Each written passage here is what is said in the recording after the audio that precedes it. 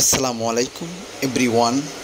আজকে ডিটেলস নিয়ে আসছি যে লালবাগ কেল্লা কীভাবে আসবেন, পুরো গাইডলাইন লালবাগ কেল্লাকে নিয়ে আজকে বলবো। লালবাগ কেল্লা আসার রাস্তা এবং লালবাগ কেল্লা থেকে কি কি আছে সে দিক নির্দেশনাগুলো দেব। প্রথমে লালবাগ কেল্লাতে আমরা আসলাম। লালবাগ কেল্লা যারা আসবেন তারা গুলিস্তান থেকে লেগুনায় করে, অটোরিক্সায় করে, সিএনজি করে চলে আসতে পারবেন। লালবাগ কেল্লার ভাড়া লেগুনায় 20 টাকা। এখন গাইডলাইন দিচ্ছে লালবাগ কেল্লার যে প্রথম দুর্গ এবং দ্বিতীয় দুর্গ, প্রথম দুর্গ এবং দ্বিতীয় দুর্গের মধ্যে অনেক পার্থক্য আছে। প্রথম দুর্গের মাঝে আছে একজন সেনাপতি সাহিত্য যা, এবং পিছন দিকে আছে অনেকগুলা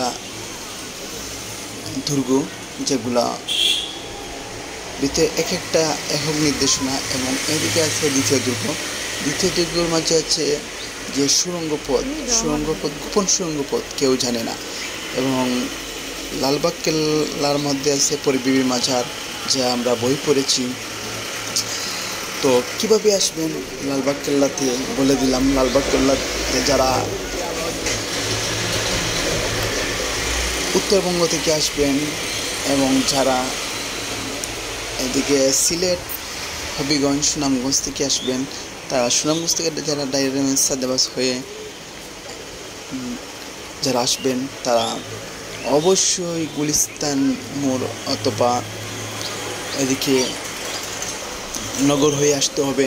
এবং যারা বরিশাল ঝালকাঠি থেকে আসবেন তারা সায়দাবাদ হয়ে আসতে হবে ইসলামপুরে। লালবাগ কেল্লা ইসলামপুরে অবস্থিত।